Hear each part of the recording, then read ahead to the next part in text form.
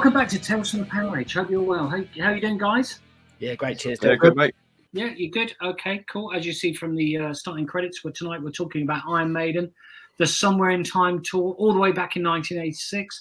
But before we crack into that, we'd love you to get involved, i.e. like, subscribe, most importantly. And if you didn't know, it's free to subscribe. So in my mind, you'd be stupid not to. So damn right. Please give us a sub, please give us a like, and please give us your comments of your memories from this tour as well. So look, this was a fantastic tour. We were lucky enough to catch them a few times on this leg at the beginning of this tour. So let's kick off with some of the press ads, Gav.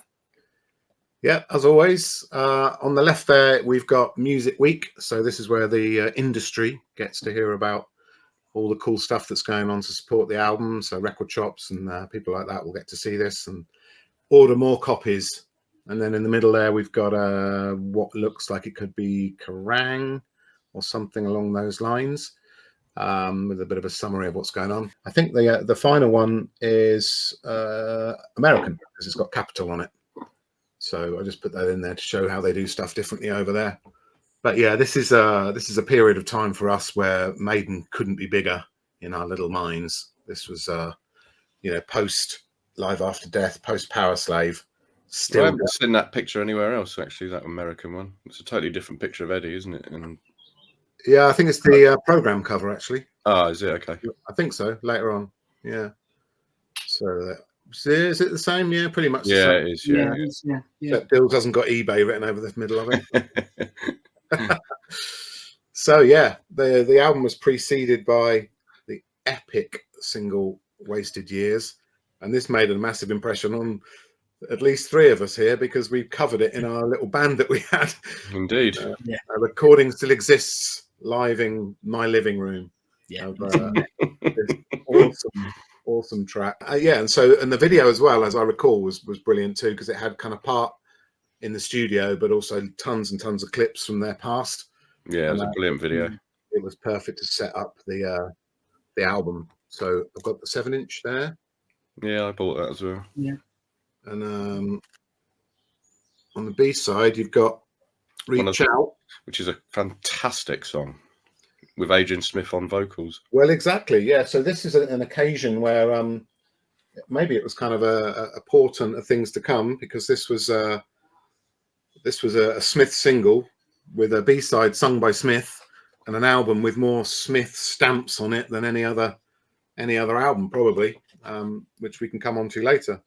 The 12-inch had an extra track of basically the kind of a joke song about their erstwhile leader, Rod Smallwallet. And not really a song you'd listen to very often, but and something it's a fun song though. Yeah, it's a fun song. Something we all love to have the tour dates on the back. Yeah. Millions of tour dates on the back. I think Oxford was one of the first, am I not mistaken, for that tour? It was the first in the UK. Yeah. Yeah, they did Eastern Europe first, and then they started off in Poland, didn't they? Yeah, or Belgrade. Yeah. Okay. Yugoslavia, as it was then. But then Oxford to Cornwall to Cardiff to Bristol. They did a lot of road work there. Bless them, back in the day. So that was the first single, preceded the album. And then the second single came out when the album had already been out, as I recall. Yeah. And again, just another Derek Riggs classic. Very, very Star Warsy. Stranger in a Strange Land. Yeah, it's exactly that, isn't it? 11:58 on the clock. And then the B-side was a good thing for FM's bank balance. Yeah.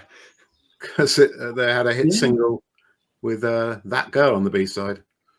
Not my preferred version of it, but I think they literally do it to help people out. And, And Juanita's a very fun song as well.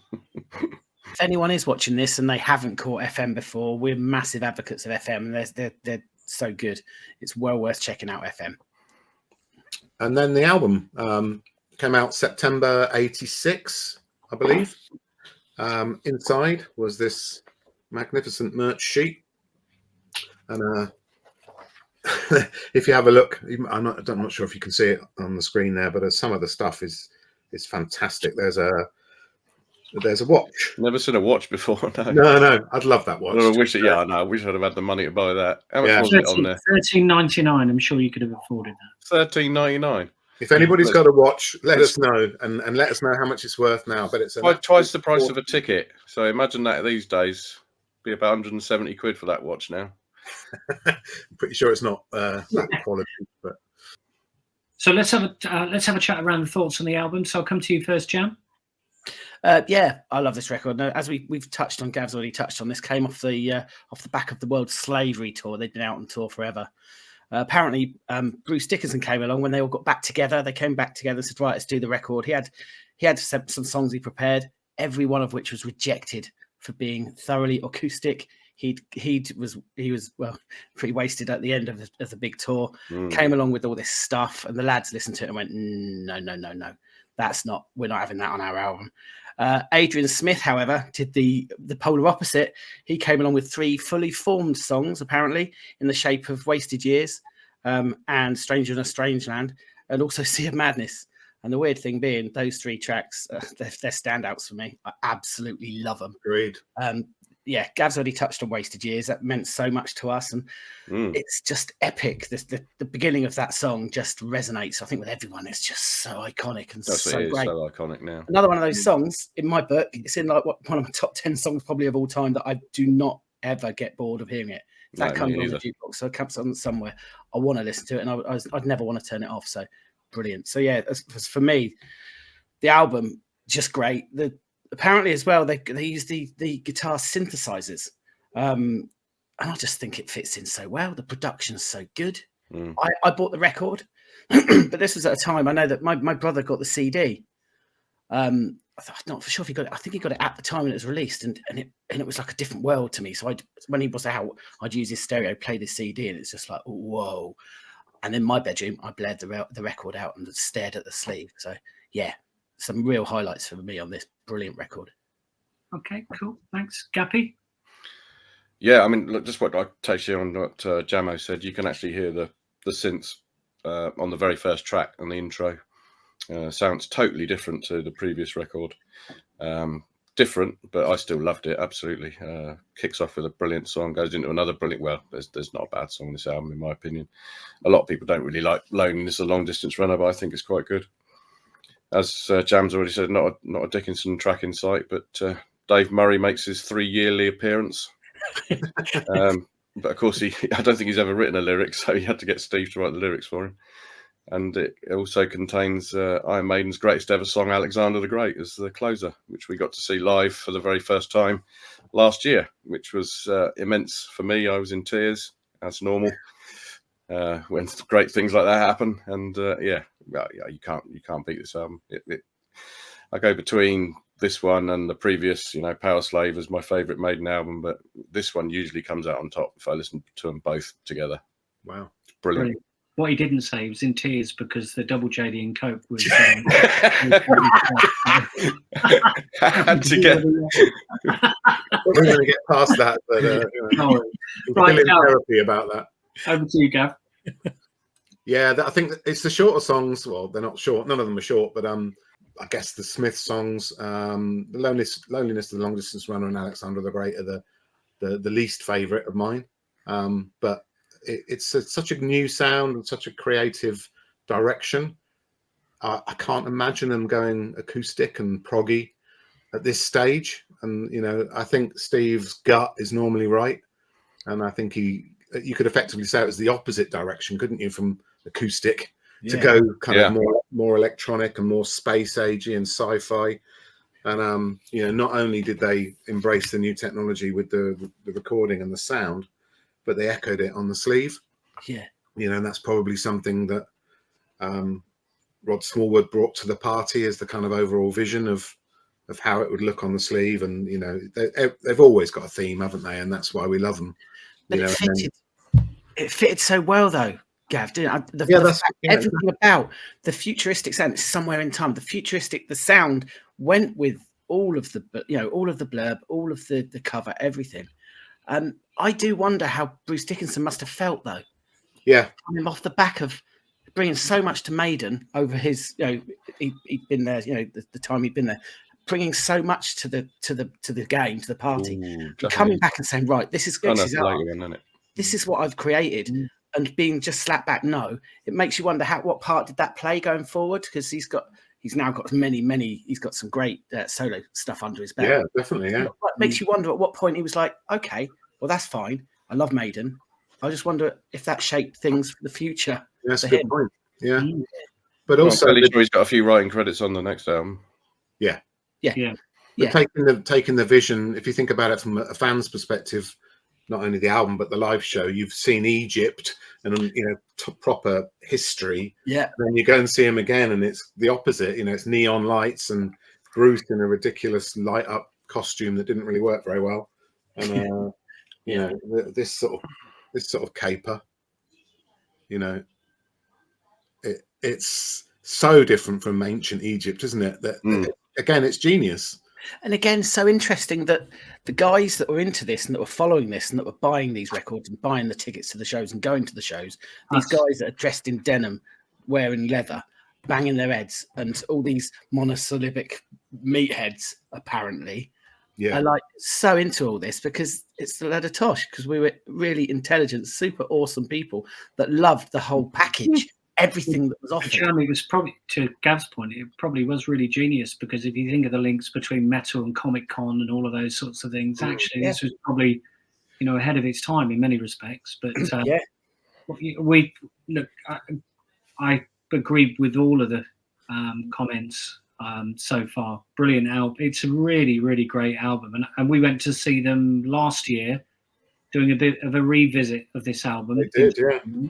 Which was fantastic. And it's probably not an album I've picked up lots of times, but when you go back and rediscover it, it really is good and ahead of its time. And you guys have all picked out tracks that are fantastic, and have really stood the test of time as well.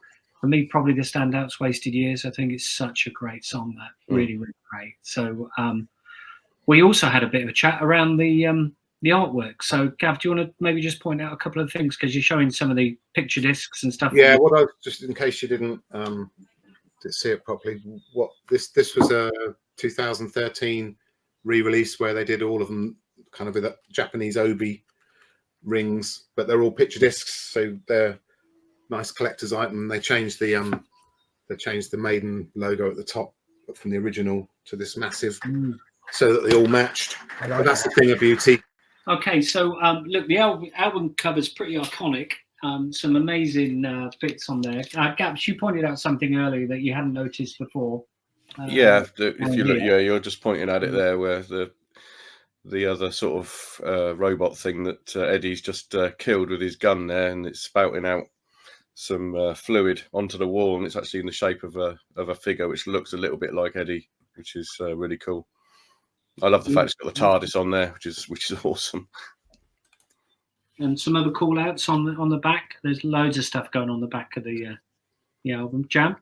It's just so a mark of its time. This is we were at an age, we were listening to the record, we were looking at the cover, and they had spent hours and hours putting exactly on there what they want us to find, whether it's references to previous songs or previous bands, or like with the Power Slave, with the football references. There's so many references in there. If there are any that anyone is looking at this now and they think, actually, I spotted one, stick your references below, because I love seeing them, because I still find new ones now. Stick them on there, and I would love to see it. Yeah. So West Ham 7, Arsenal 3 is one of my favourites. Yeah. Love that. You've got Upton Park on there as well, on one of the signs, which is pretty amazing. So yeah, really cool stuff with the artwork. So we love that. Okay, well, let's go on to the programme, which I think we pretty much all purchased on the evening, certainly at Oxford. I've got a copy of the programme here, and you'll be glad to know there are the signatures, which Gav's showing there. So it's Adrian and Bruce, which is pretty cool. So we'll go on to that in a bit. It's a cool programme, lots of glossy photos and quite a lot of text and stuff. Maiden programs are always good, though, aren't they? Oh, good. There's the merch sheet as well for the tour, which was different, and you could have got yourself a nice little headband if you'd wanted one. But the t-shirts were £8, which is interesting.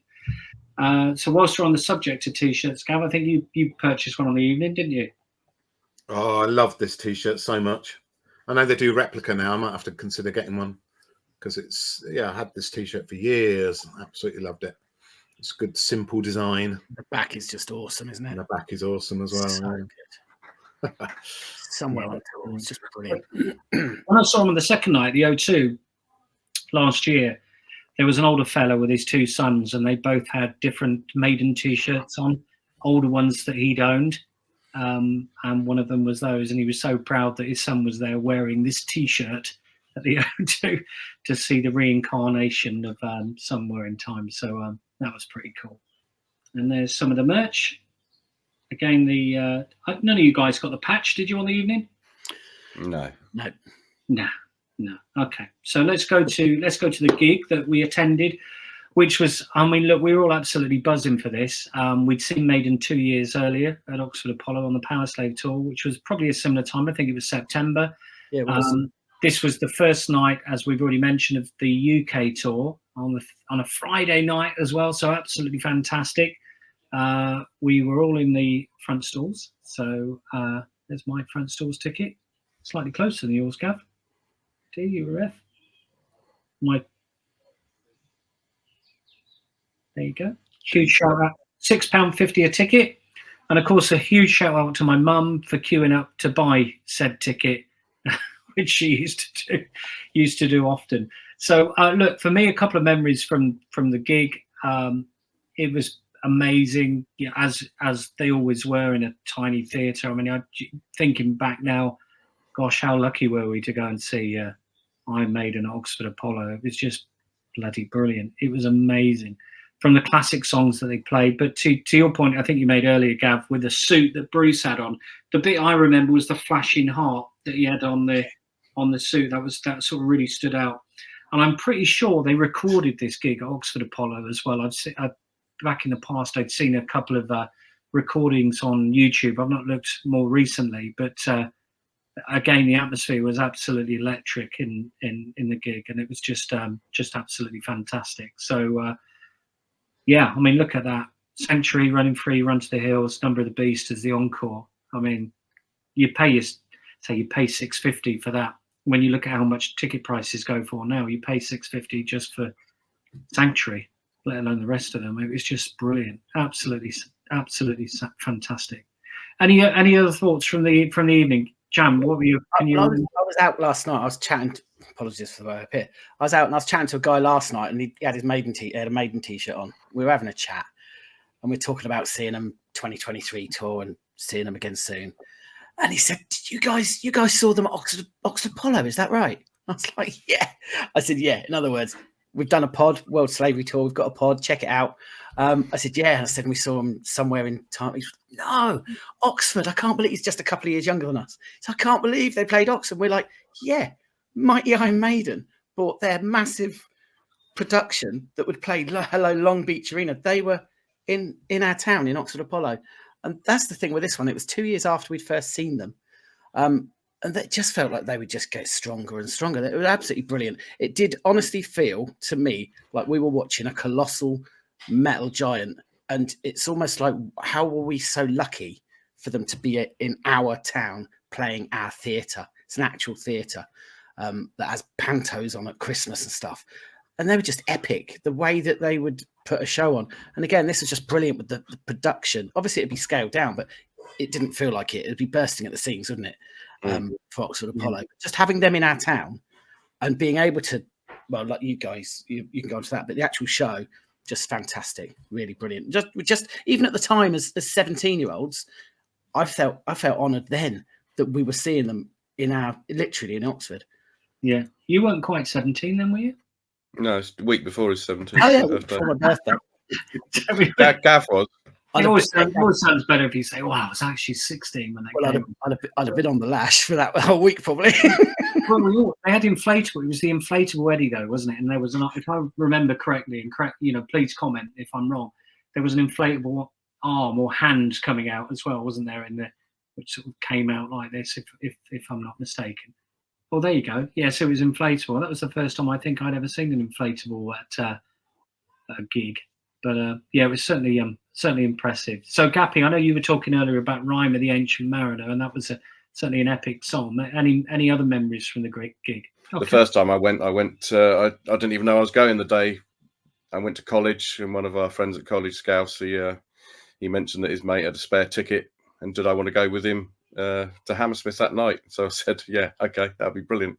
So I went back to his house. We got on a bus, and rocked up at Hammersmith to see Iron Maiden, which is superb. That you do. Brilliant. Fantastic. Gav, what are your memories from Oxford Apollo? On the Oxford side of things, obviously the highlight for us was meeting the boys backstage. As I recall, it was during the day, possibly after the sound check, because they were all about to go to their hotels. Mentioned it on a previous. I decided to go to a lesson. You lot all skipped lessons, and I was so gutted. You could definitely tell that they'd made it. You know, they'd really made it, but they were still completely down to earth and brilliant. And I remember not taking album covers because I didn't want to get them knackered at the gig. So I told the story in the Killer Years series that we did. So check that out. I took the inner booklet from Live After Death and got it signed. I don't know if you can make that out, but we got Bruce, we got Nico, we got Dave, I believe. But they're all so nice. They were so brilliant. I got the video sleeve kids, if you remember what they are. I got the video sleeve signed as well. And they were just brilliant. They would sign everything and they'd chat, and they all had their bags over their shoulders ready to go to their hotel. And I remember, because we went to college in Oxford, there was a very posh hotel called the Randolph Hotel. And Steve, with all his long hair and, looking like he looked, he had his massive hold all over his shoulder. And he said, "Where are you staying?" He said, "Oh, at the Randolph, because it's just around the corner, but it is the poshest hotel in Oxford." And I just pictured him rocking up into reception, hair down to his arse, and then like security trying to usher him out. We don't have the likes of you in here. He didn't have a Louis Vuitton bag or anything. He had a bloody sports holdall with his West Ham kit in it, probably. It was so down to earth. But like I say, you could tell that they were getting there, money wise, but it didn't make any difference to how they behaved. They were such good lads. Yeah. But just for clarification, can I just point out, as Gav pointed out, we went to college in Oxford. For those viewers, especially any Americans, we were college, not university. No, college of further education. There's a clear distinction in the UK, and for instance, I went to redo some O levels, and it was a place where you could. We all did, didn't we? Yeah, you could smoke and you could drink. There was a car park and there was a pub in the car park and everything, and loads of record shops. And you got to go and check out the stars when they were at the Apollo in the afternoon. So yeah, a little bit different. Not university, college. I went to Henley, which was the other side, but equally as posh. But that sounds just as posh. Where we grew up, sadly. But like Gav, I met the band as well. Got a number of things signed. I distinctly remember getting this red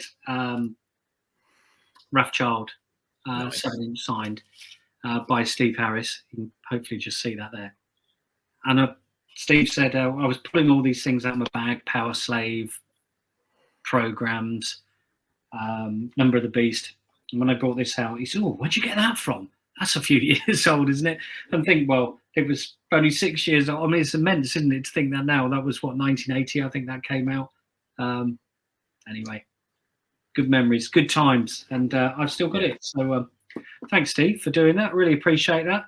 Good man. So that was the gig, and that was meeting them. And do you know, Gav, just one thing on the meeting them, I'm really not sure whether we met them afterwards or before. I always thought we met them afterwards because it was we before. got the program signed as well. But you must have met them at a different time, Dill, because obviously you didn't go uptown and from Oxford because you were at Henley. So it was definitely daylight. It was definitely sound check. Oh, maybe it wasn't. I didn't go and meet them, Gav, and I remember you guys. I don't know if I was at a lesson, but I didn't go uptown. I didn't go and meet them because wasn't into that. But I know you guys did, and you came back and go, and I was going, yeah, that's cool, and I was chuffed for you. But yeah, you were all stoked. It must have been you and Shane then, Gav, because obviously I didn't go. And Yeah, maybe Hugh. Hugh might have gone up. Yeah. Let us know, Hugh. Yeah, Hugh, let us know. Paulo, let us know. Paulo, Yeah, I'm pretty sure Paulo was there actually. Yeah, Paulo was at Henley as well, though, wasn't he? He was, yeah. So we'd have gone together. I always thought it was after the gig we met him, but who knows? no, anyone knows, We're going to now move on to the charity gig. And hey, that was at Hammersmith, and this was brilliant. So this was like a real contrast. So it was, well, as you can see, it was on November the 9th. So it was a couple of months after we'd seen them. So just giving you an indication of how long these tours were going on. And possibly one of the best T-shirts of all time. Yeah, I did have that T-shirt as well. But Jam, you were famously an owner of that T-shirt. Did you get one, Gav? Yeah, thanks. Yeah. No, the story was that we piled into the entrance at Hammersmith Odeon, and everybody was kind of pushing and to get to the merch stand because everybody knew that there was going to be a charity shirt, and I could see everybody getting them, and I was like queuing right behind Jam because I'm polite like that. And Jam got one. I was front of the queue. No, we just sold the last one to him. Literally, Jam. So I couldn't believe it. I remember you looking at me with sad eyes. I went, never mind. So that's how it goes. No, I could, that might have been when I bought my other one because I'd already, in my mind, spent my £8 or whatever. But yeah, that's still a classic, and I'm sure if you've got a vaguely intact version of those, which Jeremy hasn't, I did wear it. That must I did be wear it very much. I mean, let me pick you up. Follow him in, son. It was my squash. It was my squash T-shirt for quite a few years when I played squash. There we are. That was about 7 years ago. I took that. You can see the arse of my metal gens, and you'll see that there were some adjustments made to the sleeve area. Yeah, not quite sure what that was. And yeah, so yeah, I wore that I was so proud, and I loved it. And it was the best T-shirt and probably the most worn T-shirt of my life. But really cool. And the money went to charity, so everyone's all the money went to charity. Charity, mate. So the weirdest thing about that gig, apart from the T-shirt, was that it was a matinee performance. So it was in the afternoon, as you can see there, 3 p.m. And I still never forget this now. After coming out from the gig, so there's Gav's ticket. You were in the circle block 3. I was in the circle block 5 with Ballo. And another guy from Henley called Mantis and Vitus. That wasn't his real name, but I couldn't tell. Really? Most frankly. But it was funny rocking up at this guy's, and if you're watching, I hope you're all right. But we rocked up at this guy's house, me and Ballo, and Mantis and Vitus, let's say, was probably the posher end of town. And when Ballo and I rocked up, and Ballo had long hair, he was a big lad, not in a fat sense, just a really big, strong lad, and he had a studded wristband up to his elbow, and you could see Mantis's dad looking with a chill of terror as we walked up the drive. And he drove us to Hammersmith, picked us up afterwards. It was great. But a couple of memories from the gig for me. One, obviously coming out and it being broad daylight, which is like the weirdest thing. Yeah, really weird. Even in November, it was still relatively light when we came out, which was fantastic. The gig was brilliant. A couple of things from the support. Bad News supported, who it was an offshoot of the comic strip, and they were absolutely hilarious. But there was something pretty cool that happened in the middle of their set where Brian May and Jimmy Page did a guitar duel with each other. So it was all done in a funny sort of way. It was hilarious. But yeah, it was just a super afternoon out. It was brilliant, and all for the absolute bargain price of £4.50. I mean, mental. For that charity afternoon, I remember because it was Sunday, as you're saying, we had drinking laws in the 80s, and as you said, I turned 17, so I think I was legally allowed to drink, kind of in a year's time. Really. In a year or so time. I remember getting a half bottle of Bacardi, saying to the lads, "Yeah, we'll have to have a beer early on." And me being the only provider of the alcohol, I remember us on some piece of wasteland, like out the back of Hammersmith Odeon, and it felt like something off of the like the Def Leppard picture from, there's some cool pictures of Def Leppard Sam. Oh, yeah. It was somewhere like that, some disused bit of land, and we're just literally swigging a bottle of Bacardi. before going in, and I just remember how grim it tasted, but it gave us a certain buzz, and it certainly helped me to get me to the front of the queue for the t-shirts.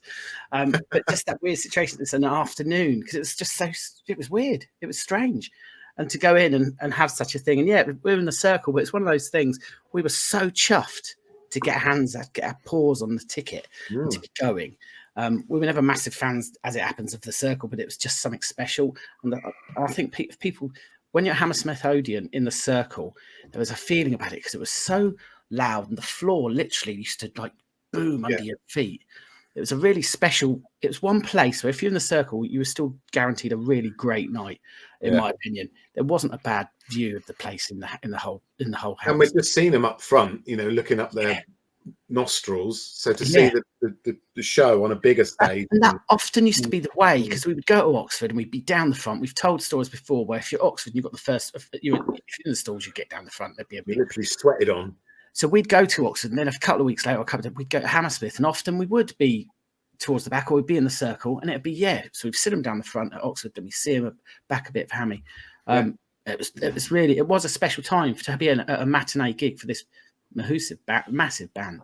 It's really good. And I was totally into. I know they were supposed to be a joke, but I really liked Bad News. The album was hilarious. But a couple of the songs, I love. Gonna drink till I die. I know every word, and I love it. There's some really great songs. Yeah, they're hilarious and they're great. And I did listen to it the other day. Mate and I, we went to a gig and we had that on in the car. Some of it isn't completely appropriate now, but it was quite a lot of swearing on it. It was of its time, and it was great at the time. So yeah, really enjoyed it, and it was a cracking afternoon. And I highlighted Where Eagles Dare there because according to the internet, they didn't play it. It's the only one they missed out from the Oxford gig. Oh, okay. I don't know if they did it when you saw them, Gaps. I don't either, to be honest. No. But yeah, they'd so slightly shorter set, but you certainly can't blame them for that, given it was a matinee. Wow. They gave it full beans. Yeah. And then they've got the group shot there. I don't know if anybody eagle-eyed, maybe this should be a competition. Who's the guy on the far left? I was just looking at that and I couldn't work it out. Can we leave it for people to comment below? Yeah. Well, if you know and you work it out, put it in the comments, and you might get something from us if you're lucky.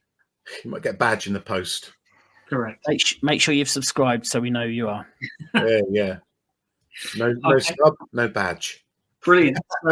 So that was the matinee show. That was the tour. This is what came next. And again, we saw them collectively a couple of times on this tour as well, kicking off with the performance at Donington. So, Gav, do you want to just highlight this one? Well, again, I guess this was the rocked up version of maybe what Bruce had in mind, and maybe that, to your earlier point, maybe this helped placate him to do a bit of a proggy album, or more of a prog direction. Obviously they still had the synthesizers and guitar synths and that side of things, but it was certainly a concept album to a degree. People wrote to an idea, and we love this as well. So we've covered it on the Donington special that we've got recently, which I can link. But again, look at the imagery, so completely different again to what we had before. And these were the glory days of Derek Riggs. Yeah, and we miss him. I miss him definitely. Yeah. How about you boys? Yeah, great album. Good memories from this as well. I mean, you think about those tours, Power Slave, Somewhere in Time, and then Seventh Son. For me, they were just iconic, all of those albums. I think they fell away a little bit after that. I just put my hands up on that. But these were classic years. Probably, it would be unfair not to say Number of the Beast and Peace of Mind as well. They were classic albums. But these were their sort of glory years. From there to this, probably just coming into that too. What a band! What a package they were at that time. Amazing. Yeah, untouchable really in mid to late 80s. So creative, so original. I don't think they didn't get waylaid with everything else that was going on. I think, when you look back at what Maiden were doing at that time, they weren't getting pulled into hair metal. They weren't getting pulled into thrash. They were doing Iron Maiden. They were doing what they believed in. And I still think that now. And actually, that's probably why those albums have stood the test of time. And that's why they can tour and do this stuff, they could just go and do this album, and thousands of people would turn up to come and watch it. Absolutely. Just for Maiden though, they were so progressive. They didn't sit down. They didn't sit back. Like the AC/DC stayed the same and were brilliant. Maiden they just kept pushing it on. Which at the time they covered off so much in the short space of time for me. But yeah, this is another good album. I really like it. Brilliant. Okay, cool. So that is Iron Maiden, Somewhere in Time, the album, the tour, our memories, our merch, our rock relics from the time. Sadly, we've got nothing to share from a video perspective from that tour. But the recent tour last year we've got on a live channel. So there are a few videos. They've said that they really regret not filming this tour. Yeah, they do. You're absolutely right. And yeah, that would have been great, wouldn't it, to see? But look, there are a few tracks that we took from the 2 nights of the O2. So we've shared some of those on the live channel. So please check that out. Please give it a sub, and we'd really appreciate that. If you want to get in contact with us, you can on www.talesfromthepoweraage.com. We're on Facebook on Tales from the PowerAge. We're also on X, Twitter on Tales from the PowerAge at TTFTPR. Or equally, if you want to buy some merch for next year when Maiden come on tour again, and you want us to spot you when we're there, you can get that from Redbubble. Hope you enjoyed that, guys. Take care. Speak to you soon. Cheers. Bye. Cheers, people. Bye-bye.